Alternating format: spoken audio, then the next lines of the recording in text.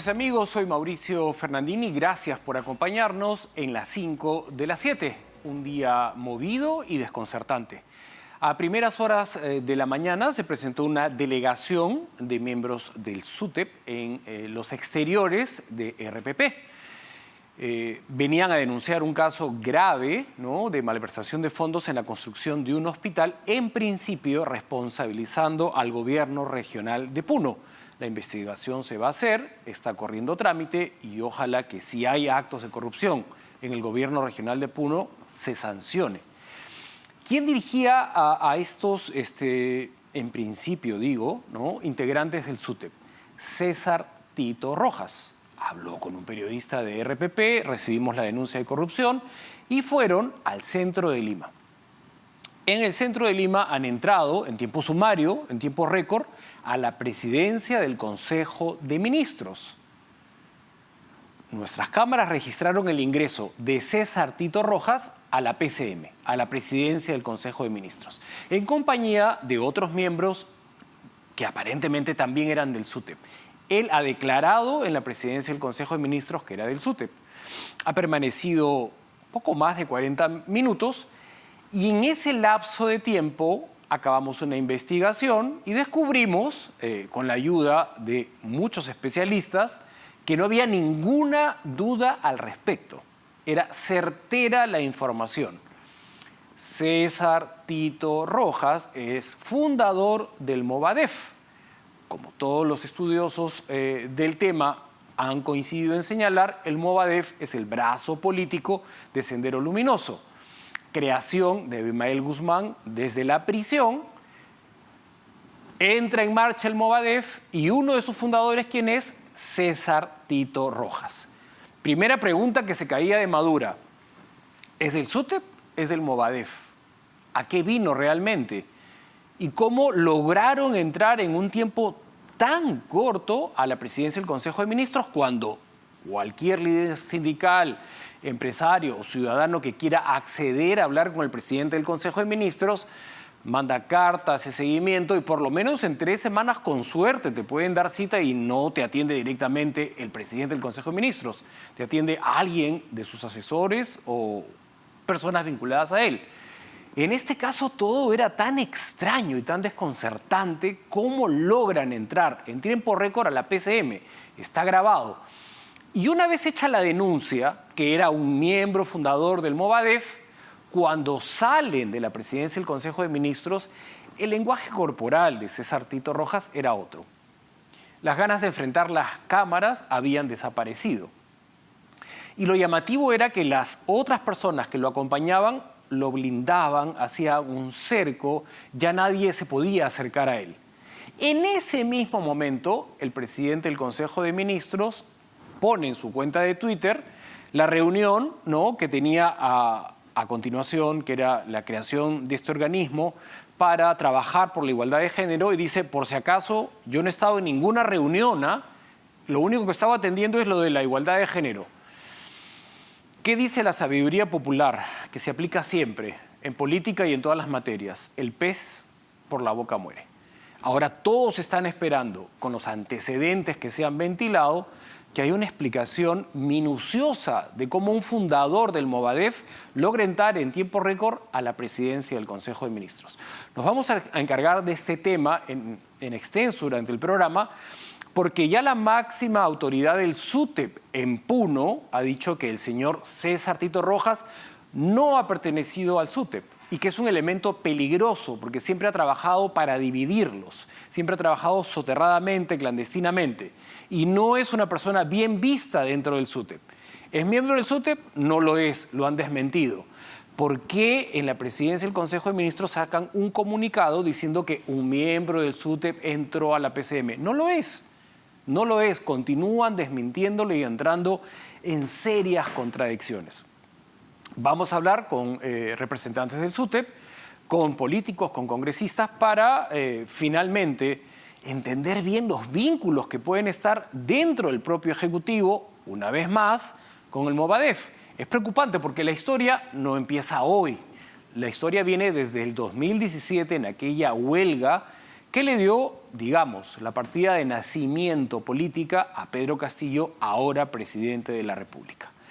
Vamos a darle la bienvenida a nuestra primera invitada. Está con nosotros la congresista Patricia Juárez, presidenta de la Comisión de Constitución. Congresista, buenas noches, gracias por acompañarnos. Muy buenas noches, Mauricio. Muchas gracias por la invitación.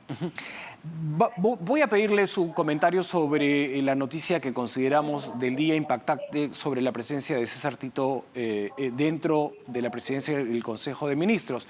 Pero antes, sé que en su comisión se ha revisado el tema de la cuestión de confianza. Vigente, preocupante, perturbador, por cierto, porque hace pocas semanas escuchamos al congresista Bermejo de Perú Libre. Está colgado en el ciberespacio, cualquier ciudadano puede acceder a esa información. Se hizo público que el malestar que generó la mención, el nombramiento de Guido Bellido en la presidencia del Consejo de Ministros, lo llevó a decirle a otros miembros de Perú Libre, pero no se preocupen, si no nos dan la confianza, ponemos a un gabinete más bravo que este o más confrontativo que este. No me acuerdo del término, estoy usando sinónimos, ¿no? Y en la segunda negación de confianza, cerramos el Congreso y listo, logramos nuestros planes. Lo dijo abiertamente, lo dijo con convicción. Yo estoy seguro que usted escuchó esas declaraciones, al igual que muchos ciudadanos que van a seguir la conversación que sostendremos a continuación. Bueno, así es, efectivamente, congresistas, como el caso del señor Bermejo y además alguna otra congresista en el Pleno, han señalado de manera así abierta que efectivamente al negarse la cuestión de confianza se puede cerrar el Congreso sin ningún problema y algunos, es más, lo han pedido ya en medio de una sesión del Congreso, cierren el Congreso, ¿no? O sea, realmente lo que vemos es que no hay ninguna intención del respeto al sistema democrático y a los fueros del Congreso que ha estado tan venido a menos en los últimos años, y precisamente por eso es que a partir de lo que ocurrió en el tiempo del gobierno del señor Vizcarra y cómo de manera indiscriminada presentó una tras otra los pedidos de confianza ante el Congreso, en un caso por reformas constitucionales, solicitando que en ese caso no se modifique una sola coma de las propuestas que presentó, y en otro caso lo que significó el cierre del inconstitucional del Congreso, la famosa denegación fáctica por el uso de esta herramienta cuando se trataba de aspectos que eran de competencia absoluta del Congreso en lo que se refería a la designación de los miembros del Tribunal Constitucional. En estos dos casos se utilizó de manera indebida y esto significó que el Tribunal Constitucional se pronuncie en dos sentencias, la 06-2018 y 06-2019, en donde señala que efectivamente la presentación o el hacer cuestión de confianza sobre materias de reforma constitucional es una práctica que el Congreso permitió, pero permitió de manera indebida. Entonces, eso es lo que a través de esta ley que se ha aprobado, este dictamen que se ha aprobado en realidad recién en la Comisión de Constitución, es que estamos regulando de manera tal que no se pueda hacer cuestión de confianza interpretando el artículo 132 de la Constitución respecto a reformas constitucionales, porque entendemos que es una prerrogativa del Congreso de la República, que no se puede hacer cuestión de confianza sobre aquellas funciones y excluyente a otro poder del Estado, como por ejemplo que no se puede hacer en los casos de la elección de miembros del Tribunal Constitucional, que corresponden exclusivamente al Congreso de la República, y que también no se pueda presumir la denegatoria de la cuestión de confianza porque esa respuesta, digamos, corresponde exclusivamente al Congreso de la República. Solamente en estos 3 casos, Mauricio, es que se ha interpretado la norma a partir de las sentencias del Tribunal Constitucional, considerando que efectivamente es al Congreso, de acuerdo al artículo 102, 206 y la 8ª disposición transitoria de la Constitución, le corresponde interpretar la Constitución. Entonces, teniendo la competencia y regulando estos 3 aspectos, el día de hoy se ha aprobado este predictamen, lo que no quiere o significa de manera alguna que las otras situaciones como las contempladas en el artículo 130 de la Constitución, es decir, que cuando se presenta el gabinete para la investidura y se le niega la confianza, no significa que no se actúe de acuerdo a lo que señala la Constitución. Esa prerrogativa está para el Ejecutivo, está el presentar cuestiones de confianza sobre políticas de Estado, está el presentar cuestión de confianza sobre políticas sectoriales de algún ministerio y por múltiples otras razones más, porque el Tribunal Constitucional también ha señalado. Entonces, lo único que en este caso se ha normado es que no se puedan presentar sobre reformas constitucionales, sobre facultades que corresponden a otros poderes del Estado y respecto a que no se puede presumir la denegatoria de la cuestión de confianza.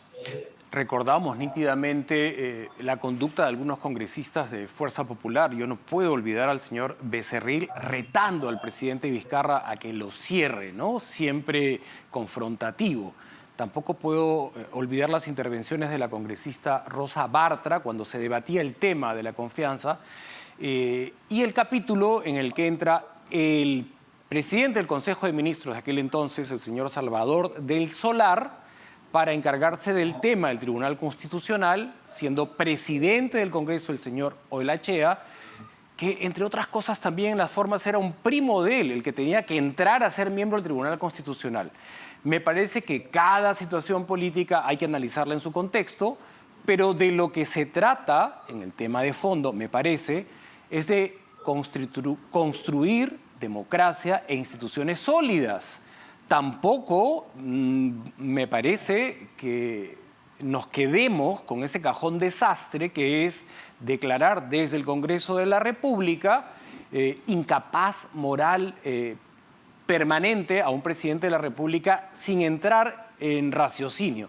Es por mayoría de votos. Ustedes alcanzan los votos y lo pueden vacar diciendo es un incapaz moral. ¿Qué es un incapaz moral? Es un cajón desastre.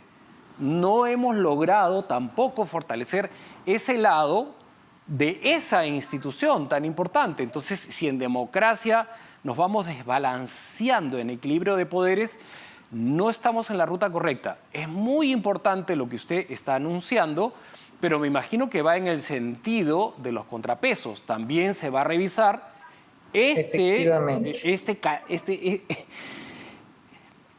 artículo de la Constitución que por consenso y unanimidad se ha quedado desfasado en el tiempo y les da a ustedes como Congreso una espada de Damocles permanente para decir te vaco, ¿no? Entonces van a revisar la cuestión de confianza y también el otro punto que no nos permite construir institucionalidad.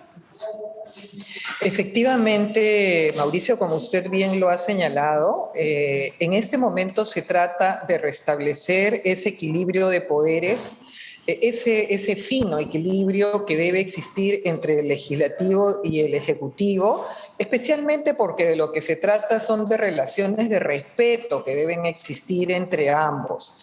Por eso es que en este caso solamente se ha tocado aquellos aspectos que a partir de esas actuaciones que nosotros entendemos que no debieron darse de esa manera porque efectivamente, digamos, suenan arbitrarias, ¿no? Como poner, por ejemplo, al Congreso con la espada de Damocles, como bien lo ha señalado, respecto a reformas constitucionales que realmente le corresponden de manera exclusiva al Congreso Constituyente derivado, que en eso se convierte el Congreso constituido cuando reforma la Constitución. Entonces, ese sano equilibrio es el que se ha querido retomar en este caso con esta ley interpretativa, y por supuesto que estamos nosotros haciendo digamos pretendiendo algo más ambicioso que eso, y es a través de una comisión que aún estamos diseñando cómo se va a conformar, tocar todo el capítulo referente a la reforma política. Tenemos que tocar varios aspectos que tenemos que revisar, que tiene que darse un amplio debate, no solamente en la Comisión de Constitución, a quien hemos convocado en el Consejo Consultivo a constitucionalistas y personalidades de diferentes formas y maneras de pensar la Constitución, sino también queremos abrir el debate, y no solamente eso, sino que en su oportunidad también tocaremos el capítulo económico, porque creemos que lo que hay que construir, Mauricio, y fortalecer son las instituciones del Estado y en general el sistema democrático tan venido a menos en los últimos tiempos. Yo le añadiría algo más. Se perdió en los últimos meses con esta interpretación arbitraria de la Constitución el fino equilibrio de poderes, y muchos políticos dieron una muestra de indolencia vergonzosa. Estábamos en plena pandemia y parecía una lucha por el poder y nada más que por el poder y por tomar mayoría de un poder. La pandemia no importó. En plena pandemia los peruanos hemos sido testigos de qué los motivaba a nuestros representantes en el Congreso. Fue realmente penoso. Me parece que si se va a revisar la Constitución y se va a velar por el equilibrio de poderes, siempre se tiene que contar con políticos que velen por el bienestar del país y no por sus propios intereses. En esta Comisión de Constitución, ¿cuántas personas han respaldado esta iniciativa de revisar la interpretación de la cuestión de confianza? ¿Ya lo obtuvieron? Ilústrenos un poquito. Nos queda claro que además estamos viendo un contexto donde ya un congresista, y usted ha mencionado a una segunda congresista, ha dicho, bueno, es muy fácil, vamos a trabajar para que cierren el Congreso. Está grabado, no es algo interpretativo, es un hecho fáctico, ¿no? Lo que ha hecho el congresista Bermejo. Ahora, ¿cómo se han comportado los integrantes de la Comisión de Constitución que usted preside frente a la propuesta? ¿Obtuvo mayoría? ¿Quiénes votaron a favor, en contra?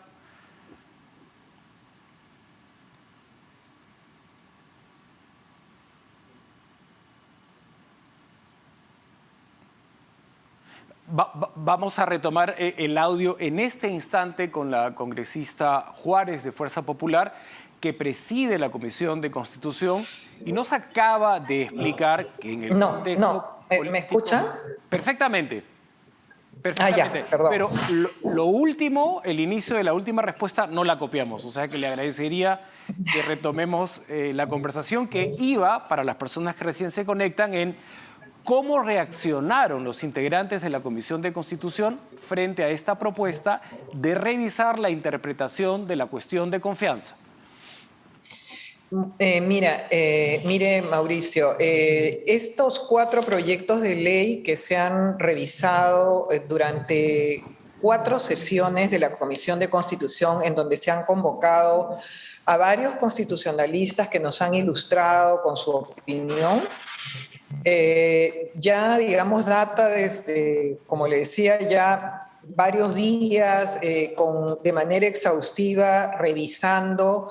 Hemos sustentado en 2 oportunidades el predictamen. Hoy día ha sido una nueva versión que se ha presentado y hemos tenido el consenso y el debate amplio, sin ningún problema respecto al tiempo de todos los congresistas, y el día de hoy se ha llevado a cabo la votación y hemos tenido la mayoría que requiere. De 19 congresistas que integran la Comisión de Constitución, 12 han votado a favor y me parece que son 6 congresistas que han votado en contra y una abstención. Así es como se ha dado. Hay algunos aspectos que seguramente ya en el Pleno se van a debatir con mayor amplitud. y en aspectos como que algunos constitucionalistas, por ejemplo, como el doctor Eguiguren o el doctor Landa, señalan que al Congreso no le corresponde interpretar la Constitución. Nosotros sostenemos que sí, y hay otros 14 constitucionalistas que se han pronunciado en el sentido que sí, el Congreso tiene esa facultad señalada en los artículos que le he mencionado, y además porque la propia Constitución establece que el Congreso puede desarrollar, elaborar leyes de desarrollo constitucional, lo cual significa que a partir de una interpretación uno puede dar esta normativa legal.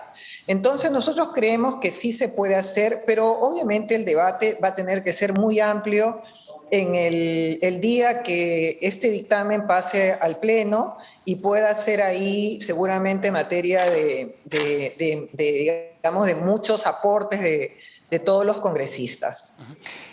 Estos 6 congresistas que votaron en contra, ¿usted recordará a qué bancada pertenecen? ¿Lo tiene a la mano para compartirlo con los oyentes? Me parece que 1 es de Juntos por el Perú y 5 me parece que son de Perú Libre.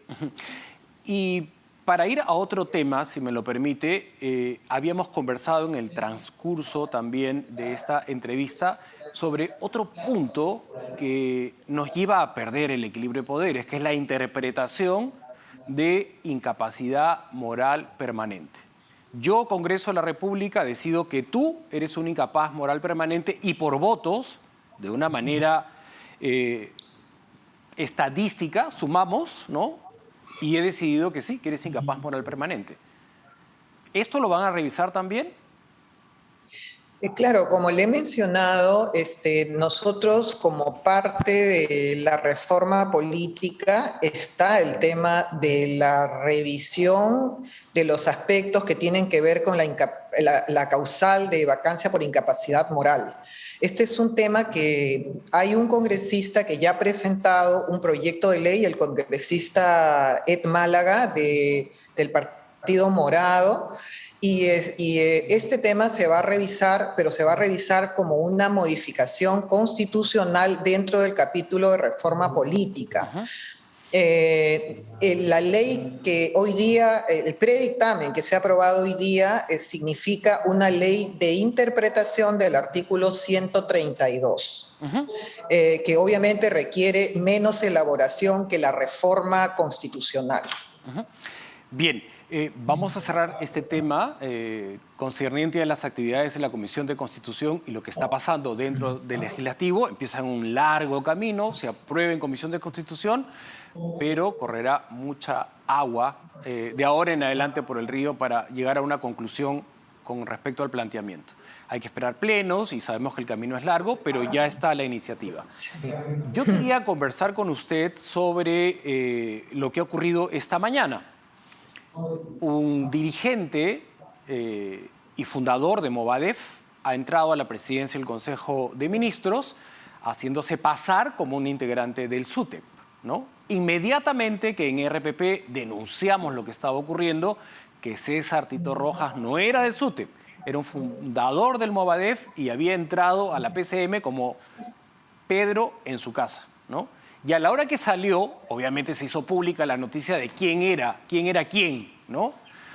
Su lenguaje corporal era otro, su actitud era otra, se escondía, el que nada ve nada teme, y este señor César Tito Rojas estaba de verdad con ganas de huir, de salir corriendo o no sabiendo cómo enfrentar la situación. El propio presidente del Consejo de Ministros tuitea casi en simultáneo: estoy viendo lo de la Asamblea de Igualdad de Género, por si acaso es la única reunión que yo atiendo, o algo como tratando de desvincularse. Lo preocupante es que venimos de un proceso abierto por apología de terrorismo, fotos del señor Guido Bellido con cuadros que hacen apología senderista o mostrando simpatía, admiración, no lo voy a interpretar, pero los documentos no han sido fraguados, existen. Y ahora un miembro del Movadef entra y sale de la PCM. ¿Cómo procesa usted todo esto que estamos viviendo, que es una crisis política que empezó hace una semana? Y de eso nadie dice nada, no sentimos oposición, no sentimos contrapeso de partidos. ¿Cómo usted lo procesa? Bueno, tenemos que recordar que efectivamente el Movadef es un esbozo, un intento de un partido político que en su momento, cuando pretendió inscribirse a través de una resolución del Jurado Nacional de Elecciones, se impidió porque obviamente el Movadef lo que tenía no solamente era esa filosofía marxista, leninista, sino era pensamiento Gonzalo, y en consecuencia fue impedida de ser inscrita en el registro de organización de partidos políticos en su momento. Sin embargo, lo que nos...